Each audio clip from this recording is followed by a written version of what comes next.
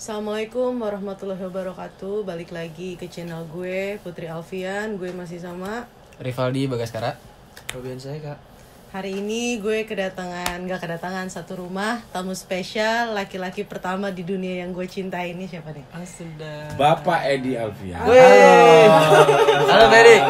Assalamualaikum. Waalaikumsalam. Sehat Fedi ya? Sehat. Alhamdulillah ya. Mudah-mudahan seluruh Indonesia sehat. Amin. COVID-19 cepat berakhir. Amin. Ya Allah. Cepat beraktivitas kembali Iya. Fedi ya. Karena kantong udah meronta-ronta Udah mulai guys. Fedi kelihatan seger banget nih kayaknya. Seger ya. Karena mau bercerita tentang pengalaman saya masih kecil di kampung halaman saya. Jadi gini guys, for your information, kalau bokap gue dan nyokap gue berasal dari Palembang, jadi gue anak pempek. Ya, Palembang itu di kabupatennya. Iya, Namanya Musi Banyuasin. Sungai Musi Banyuasin. Atau Kota Sekayu. Nah, Dulu kan Kabupaten Sekayu itu kan sampai ke lapangan kapal terbang Palembang. landasan udara ya Fedi ya. Landasan udara. Nah, sekarang karena sudah kecamatannya sudah mulai banyak, akhirnya ada pemekaran. Jadi ada Kabupaten Sekayu, ada Kabupaten Musi Banyuasin. Nah, itu penjelasannya. Jadi hari ini atau di video kali ini Putri Alfian masih masuk ke segmen percaya nggak percaya.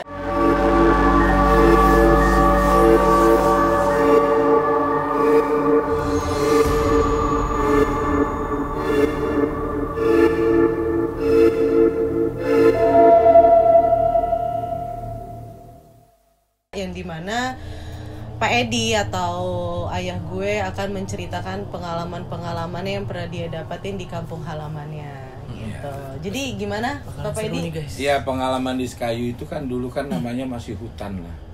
Artinya kita dari kabupaten untuk menuju kota Palembang itu provinsinya itu bisa 1 hari atau 2 hari baru sampai ke provinsi kota Palembangnya karena jalannya itu putus. Oke.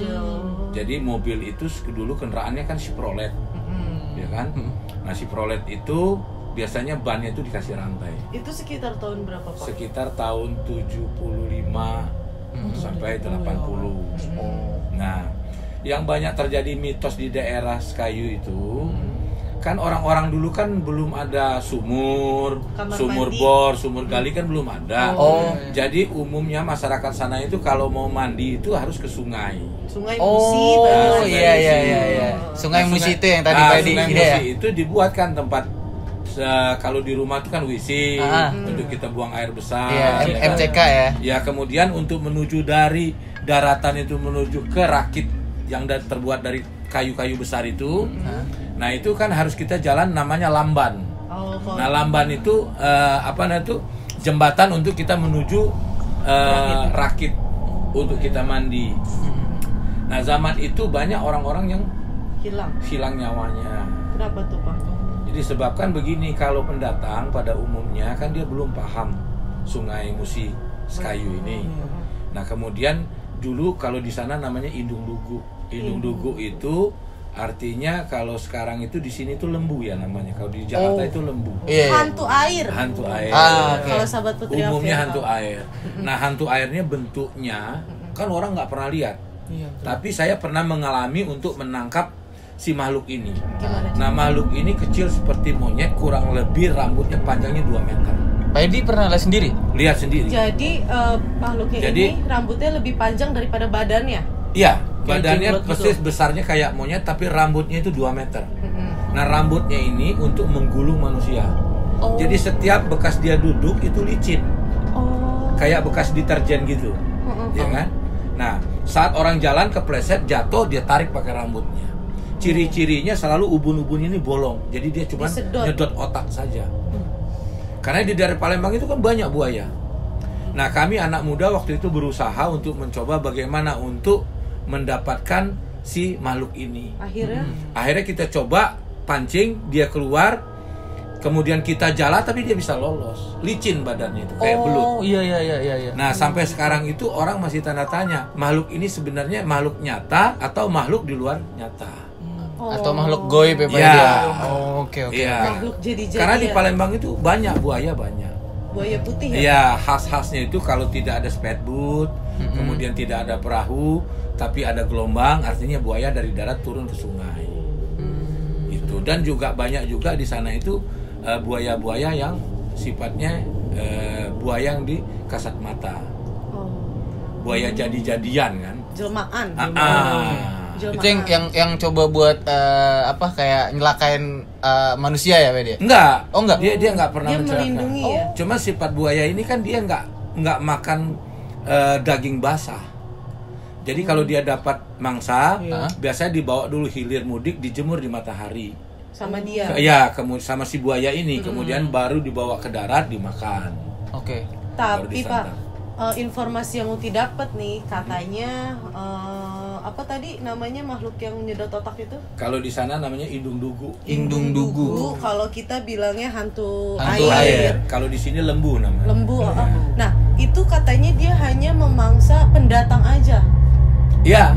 Pada orang- umumnya pendatang yang selalu korban nyawanya. Tapi selama Papa di sana ada nggak penduduk aslinya yang menjadi? Ada juga, cuman jarang. Karena kan Sungai Musi Palembang itu dari kilometer 1 sampai kilometer 5 itu pasang surut. Jadi 1 tahun sekali itu dia surut. Oh. Itu setengah sungai itu menjadi pasir. Oh. Nah pasirnya ini macam-macam, ada yang kasar, ada yang halus. Jadi bisa digunakan ya. Oke. Jadi bisa untuk membangun. Saat masih saya kecil di Palembang ya masyarakat sah-sah saja untuk Ngambil pasir itu untuk pembangunan. Karena untuk Nah tapi kalau sekarang sudah harus dibeli. Nah cuma yang disayangkan Sungai Palembang itu sekarang kan terbengkalai. Jadi rata-rata penduduk di Sekayu itu sudah menggunakan PDAM.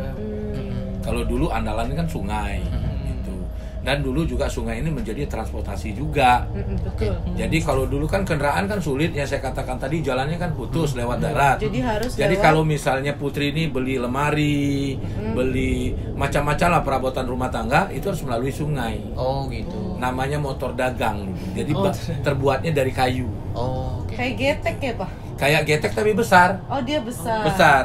Gitu. Nah, Pak Edi, selain pengalaman Pak Edi yang tadi yang makhluk indung dugu itu ada nggak pengalaman lain Pak Edi? Banyak, karena kalau di Palembang itu kan di Sekayu khususnya itu biasanya kan karena setiap tahun itu kan musim duren, musim duku. Oke. Nah kalau pas lagi musim duren itu banyak harimau-harimau jadian itu berkeliaran.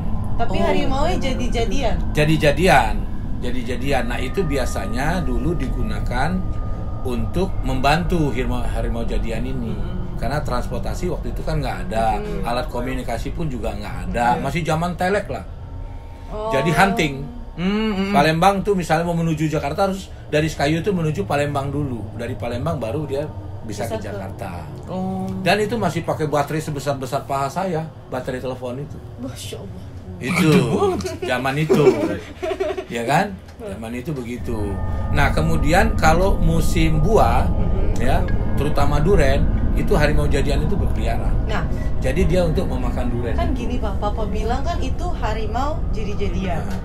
Perbedaan cara kita membedakannya harimau jadi-jadian ini dengan harimau sesungguhnya itu gimana? Nah, Bisa dibedakan karena kan kalau namanya kebun itu kan tanah. Kalau musim hujan kan tanah itu kan basah. Iya. Nah, kemudian bekas bercak kakinya dia harimau itu biasanya terbalik dari aslinya. Jadi kalau yang aslinya kukunya ke depan, dia kukunya ke belakang. Karena harimau jadian itu adalah pantat jadi kepala jadi buntut. Oh, jadi terbalik. Terbalik. Itu guys sebenarnya. terungkap. Iya. Terungkap Nah, harimau jadian ini dulu untuk membantu transportasi. Karena kalau kita lewat darat 1 jam, dia cukup 5 menit. Oh Sudah iya. sampai ke tujuan. Berarti kalau yang Uti tangkep nih apa harimau jadi-jadian ini ilmunya itu dipelajari berarti. Betul, dulu orang mempelajari itu di daerah Jambi. Untuk membantu sesama manusia. Yang namanya Gunung Kerinci. Gunung Kerinci itu ada kehidupan di situ manusia yang 7 cm tingginya. Kurcaci. Nih guys, ini kayak pernah nih menarik nih, kayaknya menarik nih. Nanti kita bakalan bisa buka ini lagi forum buat teman-teman sahabat Putri Alfian buat ceritain kalau misalnya dia udah pernah naik gunung ya. Oh, Iya. iya. Nah itu Gunung Kerinci coba Gunung buat Kerinci. coba nanti bisa Gunung di kolom Kerinci komen itu ya. sangat dikenal di Sumatera. Iya. Karena perbatasan Gunung Kerinci itu kan. Oke, iya benar. Gunung Kerinci itu perbatasan antara Jambi, Palembang, Padang. Oh. Berarti segede gitu ya Pak? Ya, gunungnya? karena kalau di daerah Jambi ini kan mistisnya masih kuat, Pak. Di sana itu ada namanya Babat Toman, ya kan? Apa tuh? Nama desanya Oh, Babat. nama desa. Ya kan? Nah, itu dia itu kalau kita ke sana ke makamnya orang terdahulu yang punya kelebihan, itu kan ada baju kecil tuh, sekecil bayi. Tapi siapapun sebesar apapun badannya bisa masuk pakai baju itu. Bisa muat. Oh, Pedi pernah itu? Pernah. Karena kan banyak di daerah-daerah kita itu keramat-keramat itu banyak. Oh iya benar sih, benar. Ada keramat Puyang Burung Jauh, ada keramat Puyang Kaos, ada keramat Puyang Depati, ada keramat Kilat Kemarau. Banyak ya. Jadi Kilat Kemarau itu, Pal, kalau Ripal minta liatin rumahnya misalnya di Bandung, ya kan, dari Sekayu itu lihat dari Bandung itu dia ngeliat itu sekejap kayak didetek. Oh. Oh, rumahnya bentuknya ini. Jadi secepat kilat itu. Secepat kilat ya, secepat informasi ini ya Pak Edi ya. Kan kalau kilat kan nggak mungkin ada di musim kemarau. Iya. Makanya disebutnya kilat kemarau. Oh, Gitu. Oke. Ceritanya. Bagus. Banyak ternyata Pak, Iya, pengalaman banyak ya, di Pak Edi. sana. Ada juga burung jauh itu, Puyang Burung Jauh itu membantu orang dalam kesesatan. Maksudnya gimana Pak? Jadi misalnya Uti nyasar di dalam hutan, nanti burung itu menuntun. Oh, jadi kita ngikutin burung Kita ini. ngikutin burung itu nanti ketemu jalan raya. Tapi itu ada cara manggilnya nggak? Enggak. Kalau dulu kan banyak orang kan percaya dengan mantra-mantra. Betul. Padahal mantra-mantra itu ya mungkin zaman dulu memang mantra-mantra itu berlaku. Kayak burung gagak nggak Pak Edi? Enggak, burungnya kayak kayak burung merpati. Putih. Oh. Putih. Jadi burung ini Bukan burung gagak. asal berarti kita ya. ngikutin dia, kita akan ketemu jalan raya. Oh gitu. Iya, namanya Puyang Burung Jauh. Ada Puyang Kilat Kemarau kan. Ada satu lagi. Itu. Pak, tapi mitos-mitos itu masih dirasain masyarakat Palembang nggak sih sampai detik? Seharusnya itu nggak boleh hilang. Karena Tapi kan kenyataan- majunya suatu daerah itu karena sejarah. Tapi kenyataannya bahwa masyarakat sudah Melupakan itu karena kan Musi Banyuasin ini kan kabupaten terkaya nomor 3 di Indonesia. Jadi hasil buminya itu banyak. Misalnya batu bara, Iya. gas, minyak, dan banyak sumur-sumur peninggalan Belanda yang diolah oleh masyarakat itu sendiri. Itu. Cuman karena masyarakat ini mengelola minyak itu kan artinya hasil bumi ini kan yang peralatannya sangat sederhana, makanya selalu memakan korban. Oh, ada aja. Tapi ini juga tidak bisa dilarang asal dia menjualnya di daerah Musi Banyuasin itu juga. Mitosnya. Bukan mitos sampai Ceritanya. sekarang. Oh, sampai sekarang. Sampai Oh. sekarang itu masih digarap terus. Oh. Karena mungkin dulu perhitungan orang Belanda kosnya nggak kembali kalau menggarap minyak itu. Nah sekarang minyak itu digarap oleh masyarakat itu sendiri. Gitu. Jadi memang sebenarnya mitos-mitos di Musi Banyuasin itu banyak. Kalau Misalnya diceritain kayak papa mungkin nih bisa ya, menarik. dari kecil dulu pernah umur 1 tahun nyemplung di sumur. Oh iya. Kedalaman sumur kurang lebih 12 meter. Itu 1 jam papa cuman muter aja gini. Di sumur itu. Iya. Di sumur itu. Iya, bisa berenang saat itu. Nah kemudian kalau papa ditidurin dulu kan ada tutupan tuh kelambu tuh. Oh iya. kan? Oh iya. Ya, kelambu. kayak model tutupan Nasi. saji sekarang Saji, itu iya, ya, saji. tutupan nasi, tudung saji namanya. Iya, kan? iya. Nah itu tahu-tahu papa udah pindah ke kebon. Jadi dulu daerah papa itu kalau orang maghrib belum pulang, anak-anak di bawah umur itu pasti hilang. Kalau di sini disebutnya tuh Kolong setan wewe. wewe, kolong wewe. Kolong Diculik wewe. ya, diculik.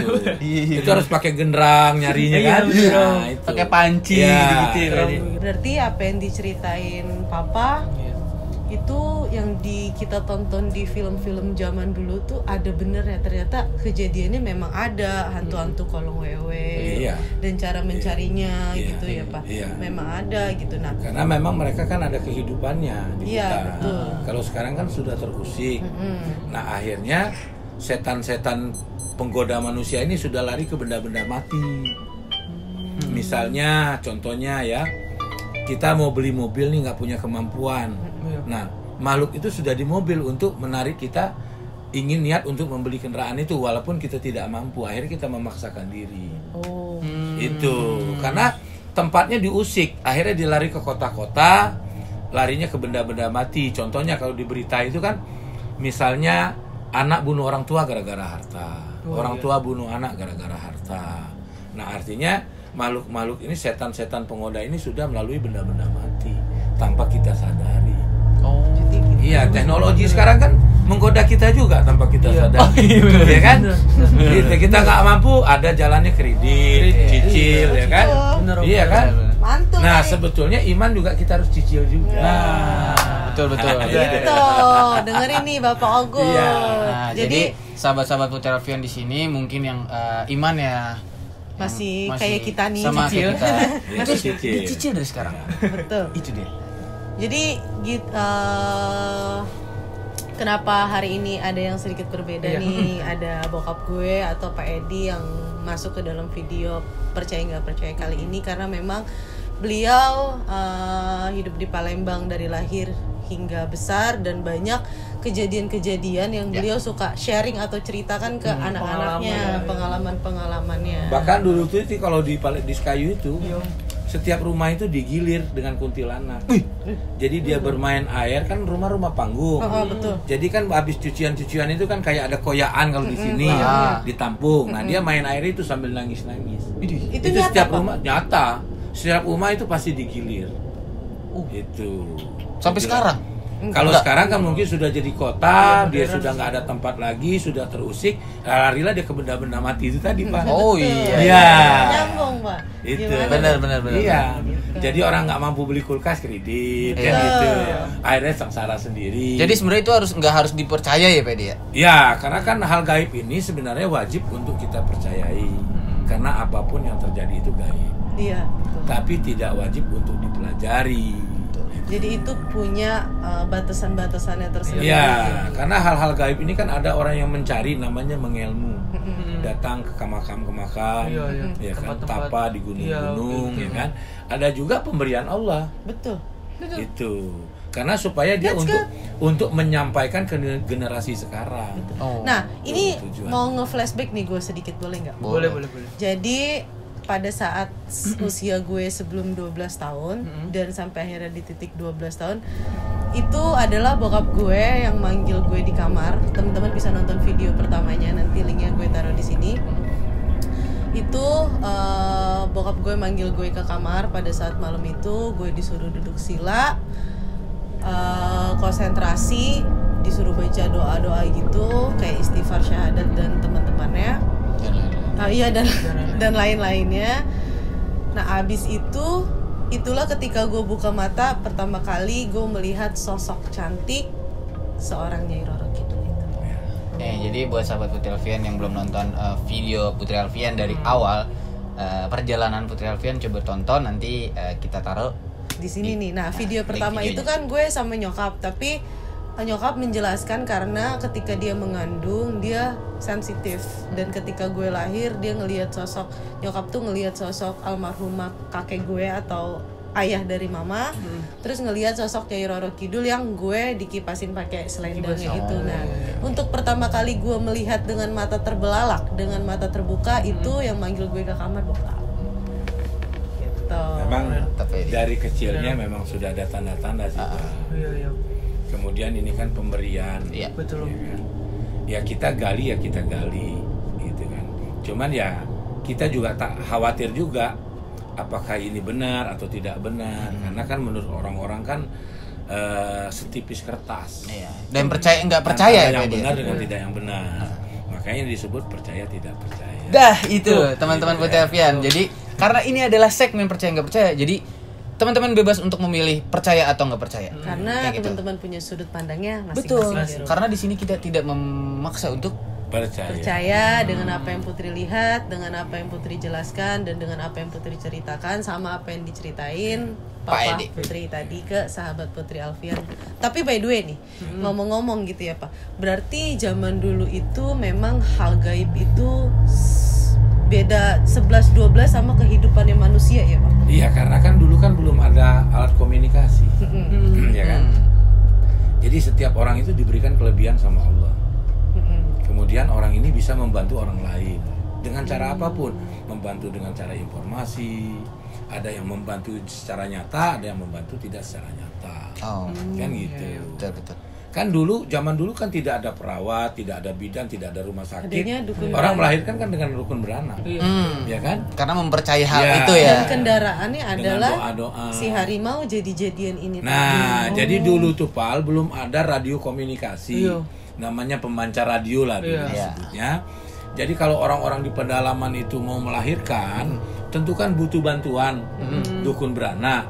Nah, kalau dulu kan tidak ada transportasi. Iya, betul. Karena hutan belantara ya kan.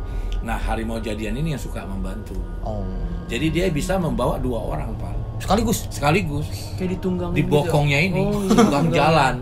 Cuman selama dia jalan kan tentu ada yang dimakan, entah monyet, entah pisang. Oh. Nah itu pasti dikasih ke kita, tapi kita nggak boleh makan. Karena Setelah nanti dia sadar, yang dimakan dia itu kan binatang-binatang di hutan. Nanti setelah dia sadar itu dia muntah, dikeluarin semua yang dimakan tadi. Gitu Pak. Pak, tapi ada nggak sih tokoh yang paling terkenal dari daerah Palembang tuh siapa sih? Kalau untuk Sekayu ya tokoh yang terkenal ya kakek papa. Namanya Akosim Dahayat. Kalau disebut di daerah Musi Banyuasin itu Akosim Komandan Setan Langkan. Komandan Itu. Setan Langkan. Ya, karena beliau ini ikut memperjuangkan negara Republik Indonesia. Oh, iya. Kalau Itu kakeknya masih kita papa dijajah. berarti Puyang Uti ya? Ya, Puyang. Puyang itu apa? Uyut ya. Uyut. Uyut. Kalau Oh, Betawi uyut. Puyang itu uyut kalau sahabat Putri Alfian. Itu. Kalau bahasa Palembangnya Uyut. kalau bahasa Palembangnya puyang. Puyang. Kalau bahasa ininya guys adalah buyut. Lumrahnya. Kalau gue pribadi sih belum ketemu nih sebagai cicit sama Puyang secara Ya. nyata. Tapi kalau secara hal gaibnya gue memang sempat bertanya gitu. Karena gini, kenapa tadi yang bokap gue jelaskan bahwa Puyang ini terkenal dengan sebutan Komandan Setan Langkan. Karena Puyang teriak di sini, suaranya di sini, orangnya di mana? Ya, Gitu ya, Pak? ya. Dan dia kalau berperang harus laras ketemu laras. Karena waktu itu peluru susah, jadi satu peluru adalah satu nyawa. Segitu aja ceritanya. Oke. Nanti tungguin video selanjutnya di konten pembuktian kita after Lebaran. Ya. Dan yang Atau kedua, Pal, pandemik, benar. Pal, yang kedua orang-orang Palembang harus subscribe. Nah, Pantang terus pukul loncengnya. Cakep ya Gitu. dia. Mantap. Jangan lupa untuk subscribe Iya. juga Pak Edi Iya. ya. Like, comment, share juga Iya. ke puyang-puyangnya. Betul. Gimana? Jadi sesudah video ini, sesudah pandemi kita akan pembuktian untuk ngebahas Sesuatu yang kita udah bahas di Sesuatu rumah. yang udah kita Coba bahas kita di untuk rumah. keluarkan ke Palembang. Explore. Ya, Explore. kalau emang kita Kita ada explore waktu, ada rezeki lebih, dan badan kita semua sehat, kita Amin. bakal langsung ke Palembang untuk pembuktian apa yang Papa ceritakan, termasuk tentang Komandan Setan Langkan. Langkan. Tungguin ya. Tunggu. Ini guys. Oke, segitu aja lah video dari kita. Jadi itu penjelasan dari Papa tentang masa lalunya dia, mistis yang terjadi ketika dia kecil. Kesimpulan yang gue tarik adalah bahwa hal gaib dengan manusia memang perbandingannya tipis dan beriringan. Makanya hingga detik ini hal gaib nggak pernah tenggelam atau termakan zaman, masih terus ada sampai nanti mungkin gue punya cucu, cicit segala macam. Iya, Pak. Iya. Sebenarnya masih banyak Untuk lagi sih ya, menyampaikan Apa tuh, setiap Pak? generasi yang baru. Iya, karena sejarah itu nggak boleh dilupain. Nggak boleh. Nggak Dan boleh. satu lagi, Apa? kita nggak boleh takut akan sejarah. Iya. Namanya sejarah itu bisa dikurangkan, bisa juga ditambahkan. Betul. Bener nggak, Pak Edi? Betul. Oh, iya. Nggak ada data yang valid. Iya. Tapi Ada. untuk mengenang sosok ini, maka sejarah itu nggak boleh mati. Tuh. Gitu. Oke. Jadi kita pamit nih. Oke, Amin. kita pamit dan saya mengucapkan mohon maaf kalau ada kesalahan. Oh iya. Kita dalam mohon video maaf ini. kalau ada salah-salah kata, dan terutama Palembang wajib subscribe kata Papa. Ya, saya juga mohon maaf kalau ada salah ucap. Siap, Oke. Edi. Jadi Mantap. kalau gitu gue Putri Alfian. Saya Rivaldi Bagaskara Saya dari Rubian. Palembang. Saya Edi Alfian, Kita asli Palembang. Kita pamit, sampai ketemu di pembuktian. Kita semua bakal berangkat ke Palembang insyaallah. Kalau gitu kita pamit. Assalamualaikum Warahmatullahi wabarakatuh. Bye bye. Dadah sahabat Edi Alfian. Mantap Edi. Mantap, Pak Jinage.